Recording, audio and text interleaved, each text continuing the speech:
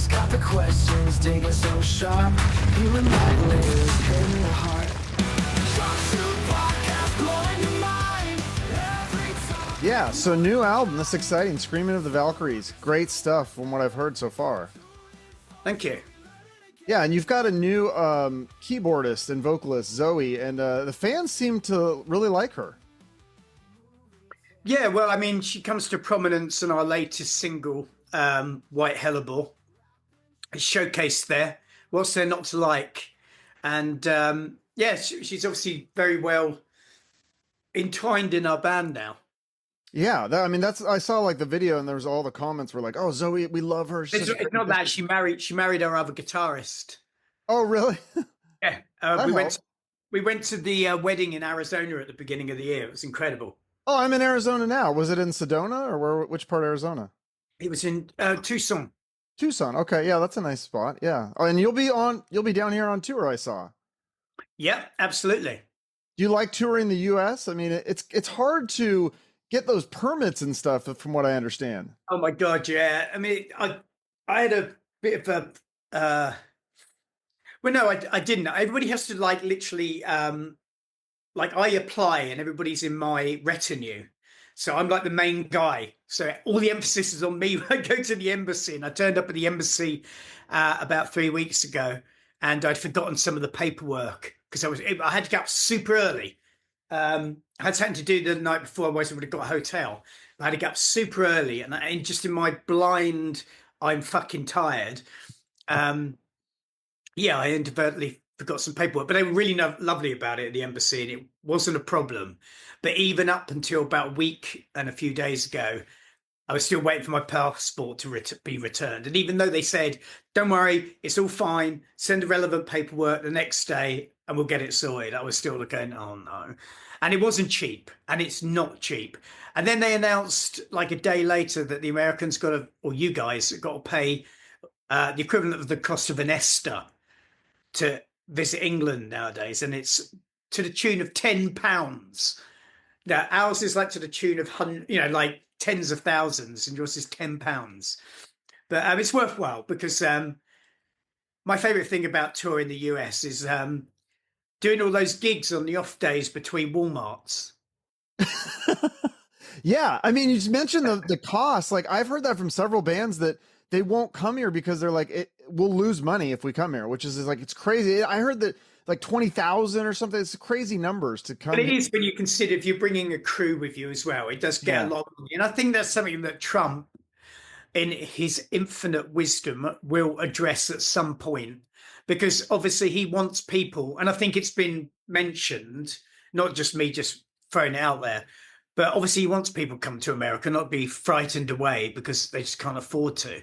Mm-hmm. Yeah, it's a money thing. I mean, it's like, I know they want to get money, but it's like, if people can't afford it, they're not going to come. I don't know. It's like, I would think they would have to lower that.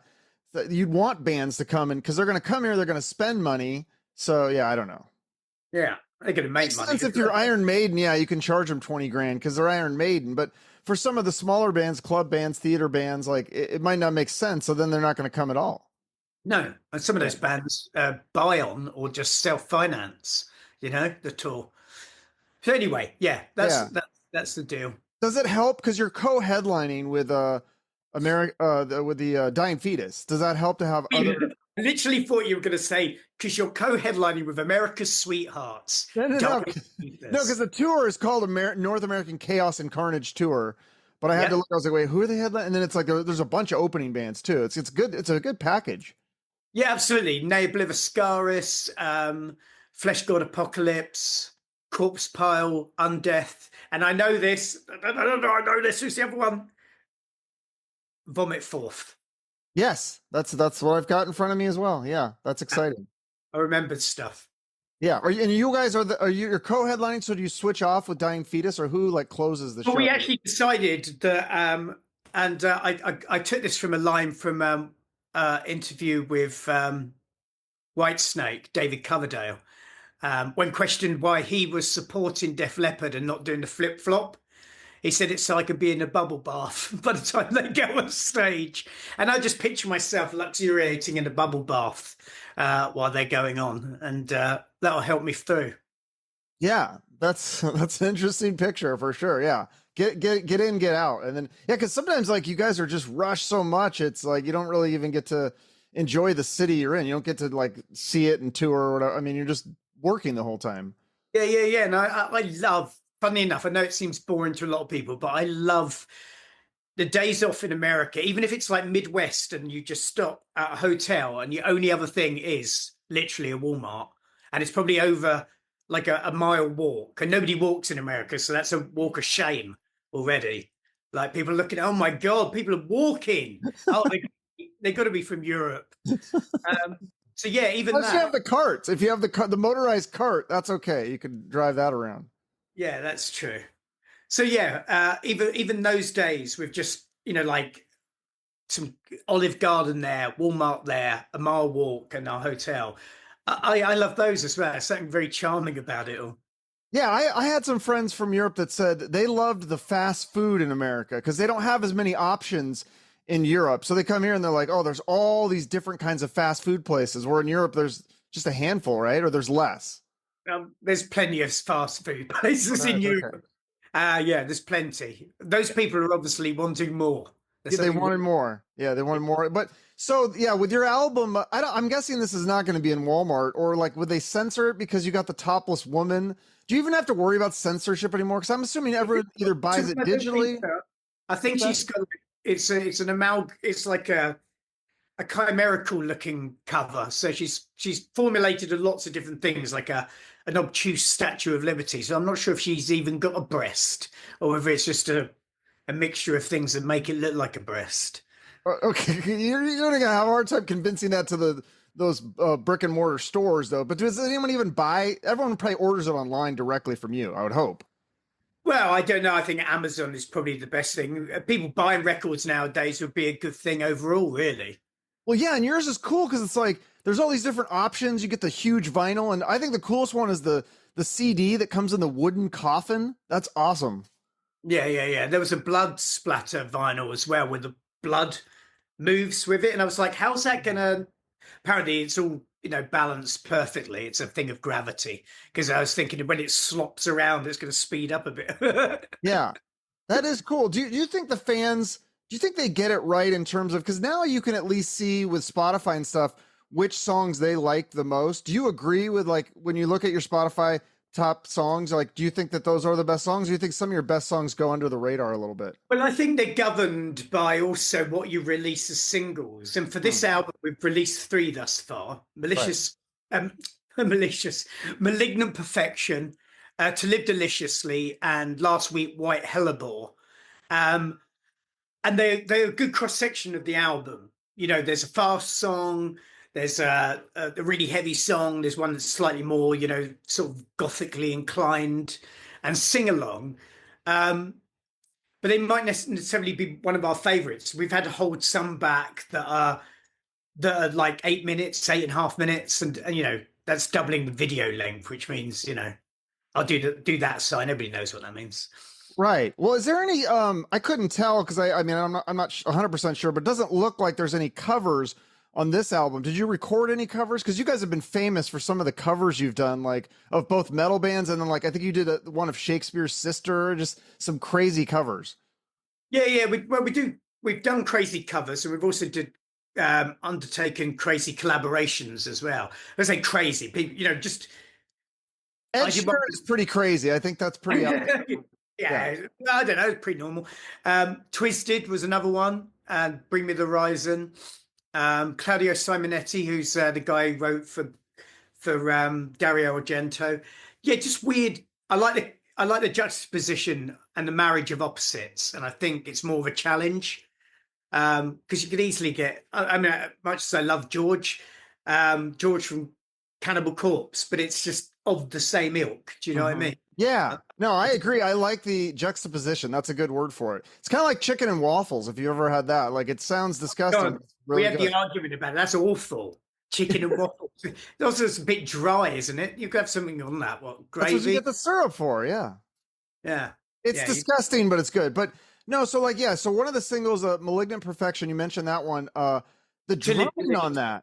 Pardon? The drumming on that by Martin is insane. Did you speed that up? I mean, he's going so fast. It sounds like the tape is sped up. No, no, don't speed up. He's just like the Duracell bunny. Yeah, he's like classically trained, right? Like he went to like music school and stuff. He's really smart Yeah, guy. absolutely. Yeah, yeah. But I think the drums, which he excels at, is his second choice after piano. Yeah, because So occasionally he contributes to the writing yeah, of like keyboards and their ilk. right. I was gonna say he's writing too. Like I just feel like that's an underrated thing in metal is the drumming. I feel like that is just the physical act of how they do that. I'm always so amazed. Yeah, absolutely. Yeah, that's a great song. Awesome video. That's about the female. What is it? The female deification of evil. Of Samhain. I mean, Halloween, All Hallows Eve, Samhain. Obviously, celebration of when the how would I put it? The otherworldly collides. You know, it's the thinnest point of the year. And it's supposed to, well, everybody knows what Halloween's about. So yeah, the video is just about personification, a woman that entices, in this instance, children trick-or-treating and invites them into this sort of, I don't know, playhouse circus of derangement. There are a few occult leanings and metaphors and meanings in the video as well, but I just like that ideology of making something very cinematic. I'm loath to keep doing lyric videos. I know nowadays it's a must because everybody wants loads of things out there, and it's obviously, you know, cheaper. But I do like indulging, and we've made sure that all three of our videos are very cinematic and got cool stories and look amazing. Yeah, thus far as well. I think we've got another one coming as well.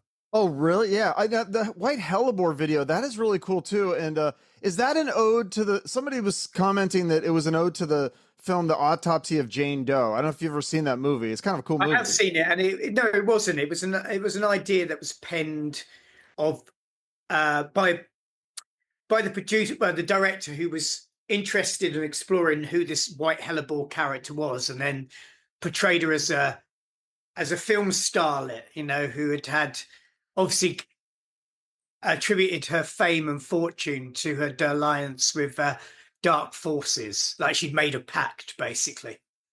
Yeah. How deep down But the Lady Gaga's obviously done. I said, obviously, like Lady Gaga's done. Well, that was the rumor. Yeah. But so how deep down the rabbit hole do you go with that shit? Because I find that stuff, the occult, and it's so fascinating just to read about it and learn about the history and all. I know Jimmy Page was really into it too. Well, yeah, I do a quite extensive library on the subject, and I do live in a very the haunted part of the world. This Suffolk in England, where I live, and this is the area in which the Witchfinder General Matthew Hopkins used to specialise. So there's plenty of monuments around here to witch burnings and Catholic burnings and Protestant burnings as well. They love burning people during the Middle Ages.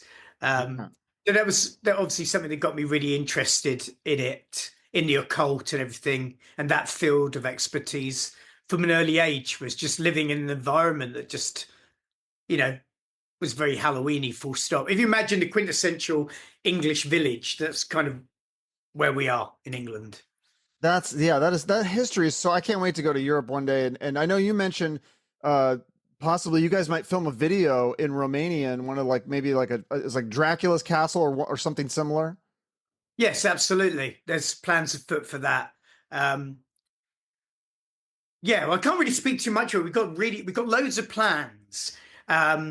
Obviously, like the Ed Sheeran thing came to fruition, but you wouldn't, endanger that before, announcing it. And the same with a few other things. It's not just the fact that, you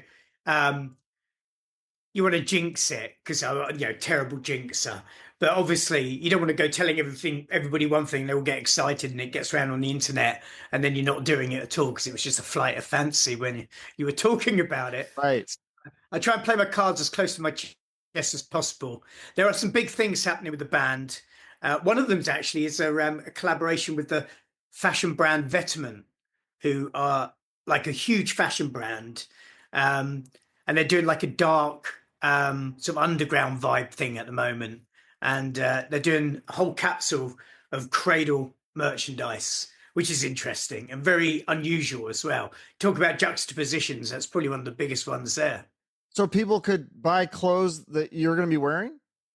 No, no, no. They're basically it's like fashion house um, interpretations of Cradle merch. Hmm. It was debuted at a big Parisian fashion show last September, and then I guess what they do is they showcase a few items, and if the buyers like it, then they do a whole capsule, and that's what they're doing. Okay, Uh, so are you going to bring back the masturbating nun T-shirt that says "Jesus is a cunt"? Is that one included? I think we're actually bringing that back in a different color scheme for the Dying Fetus run. Actually, it might even be glow in the dark.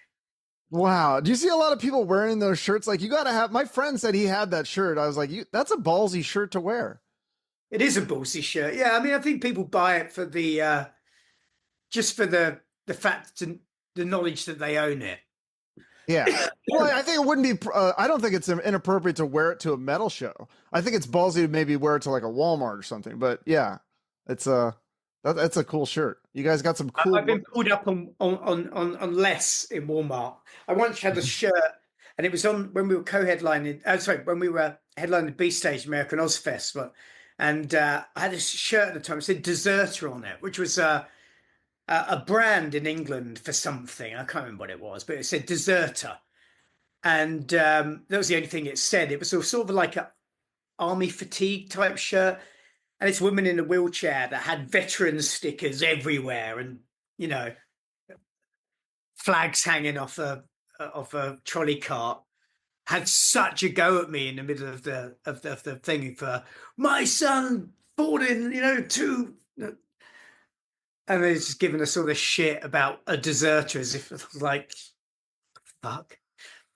Yeah, you like that controversy though? That's some of that stuff is good. It stirs up interest in the band. Well, we actually near got arrested at the Vatican for wearing that shirt.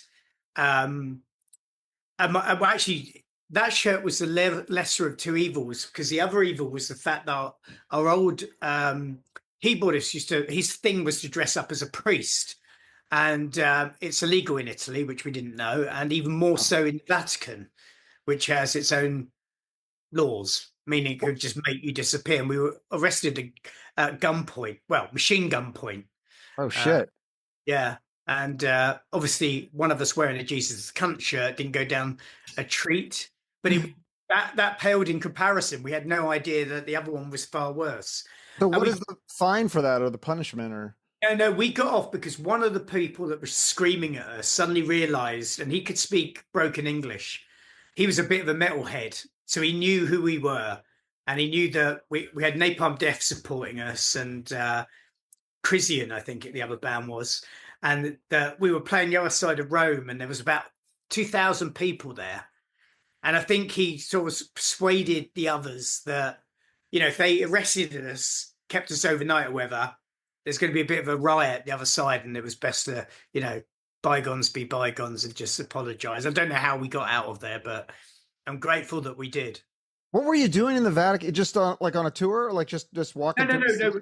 Kerrang magazine turned up, and they wanted to take us for a photo shoot. Oh, okay. The show was like on the outskirts of the city. Yeah. So they took us into the city. It was a Sunday, and it was moderately deserted. And there's obviously so many cool things to look at in Rome. But we passed the Vatican and the big square, and there was very little people there. So we just hopped out and did it. We thought we'd get away with it. Yeah, that's a fascinating place, the Vatican. I heard like they have these archives underneath, and like people it's like secret. Like they won't show that to the public, and who knows what's under there. Like there's all these rumors. They're one of the richest nations in the world, and they've like I say, governable by their own laws. It's like an interim state. So essentially it's another country. Totally. Yeah, that's crazy. So is there any plans for anything crazy on this tour? Like, or is any surprises that we haven't revealed yet? No, not really. We're doing some headline shows afterwards. I mean, it's going to be it's a great bill, a great festival. I've heard lots of good things. Obviously, we did some research. I think it's in its fifth or sixth, maybe even seventh year. Um, yeah, amazing lineup. Great bands, great visuals. When we get back from that, we go and do a bunch of summer European festivals, including Download in the UK. We link those with headline shows with Nervosa in support, and then we go to South America, but that's not actually announced yet. So, Oh, okay. um, That's exciting. Yeah. I'm- Do you like playing those big festivals? You mentioned Ozfest. I mean, the Ozfest you did was crazy lineup. It was like Ozzy, Marilyn Manson, Korn, Disturbed. Like you pretty much have you played with every big metal band of all time? the majority of them, yeah, in some form or another. By that I mean, if you're playing with Metallica, you're probably going to be uh, considerably down the bill or on another stage. But yeah, most bands. Yeah. Do you have a good relationship with some of those guys that because I know you grew up like a big Iron Maiden fan and Priest and all that stuff. Absolutely, yeah. I took over Bruce's show on a few occasions. I've been special guest, well, a guest for the show on a few occasions as well. Um, yeah, there's a few people in other bands that I do get on very well with. Yeah. And then do you feel like I mean, because obviously you got this tour with a lot of bands. Do you feel like that's now your role to kind of be the mentor to younger bands and kind of help up and coming black metal bands? I don't know. I mean, I know quite a few people on this tour anyway. Um, no, that sounds awful, like being a mentor. It feels like I should just pull pull a chair up by the fire, light my pipe, put the slippers on, and start reciting a story from a big open book leather tome. Um, yeah, I don't know about that.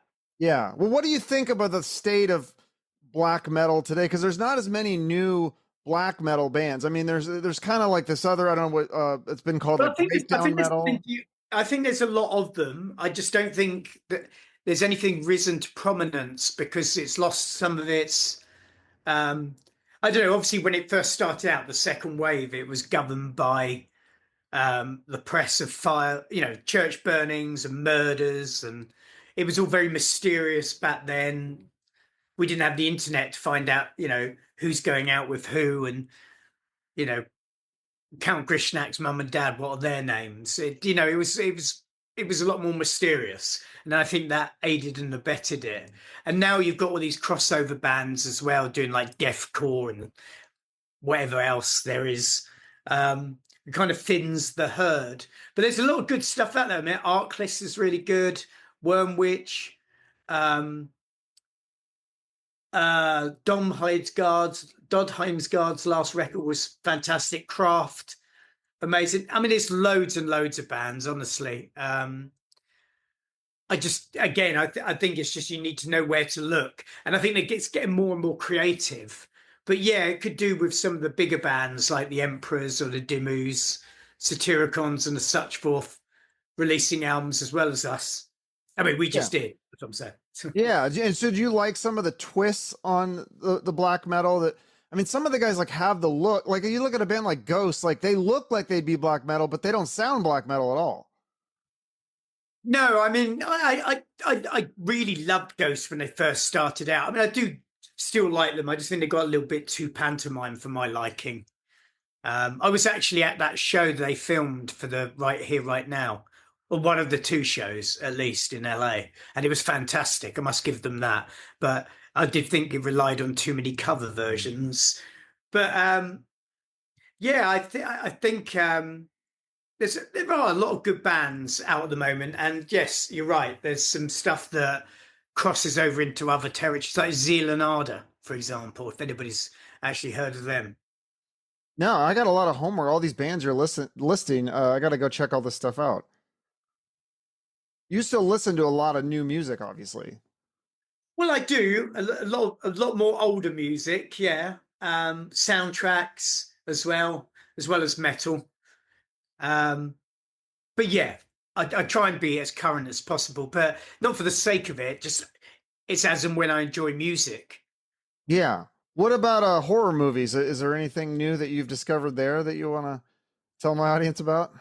Let me think. I don't know. I've seen a lot of horror movies of late. I like The Substance. Everybody does. I saw the other one that was very similar to that.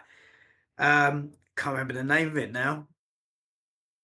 One that's It's like, similar to that? That's interesting. yeah, where it's a bit like Jennifer's Body, and I saw it the other day, and I can't remember the bloody title of it is. It's essentially about people who are robots. Companion, I think it's called. Oh, yeah. Yeah, that I was saw that with the girl. yes, who just discovers that she's like sort of sex bot, really. Yeah, it was kind of like a Stepford Kind of- Wives kind of thing. Yeah, for the guy that was in The Boys. Yeah, that was good. Yeah, there is a lot. It's almost hard to find all these movies. There are so many different streaming platforms and The stuff. Monkey was good. The new Stephen Yeah. Terrifier 3 obviously was amazing. Nosferatu was pretty good. There was a Irish film that came out last year called Oddity that was super scary. Really liked it. I've seen that on. I've seen like a lot of people talk about that. I don't think I've seen it, so it is good. Yeah, it is. Yeah, it actually is. The premise, if you would read about it, think, but it's actually scared the shit out of me, and that films rarely do that. There's some very terrifying moments. Wow, I'll have to check that out. Well, the new album, I think it comes out in like 3 days, right? Actually, it comes out next Friday, the 21st. Oh, okay, the 21st. Wow, why did I think 3? Is there? Or maybe there's another single coming out in a couple days. Maybe.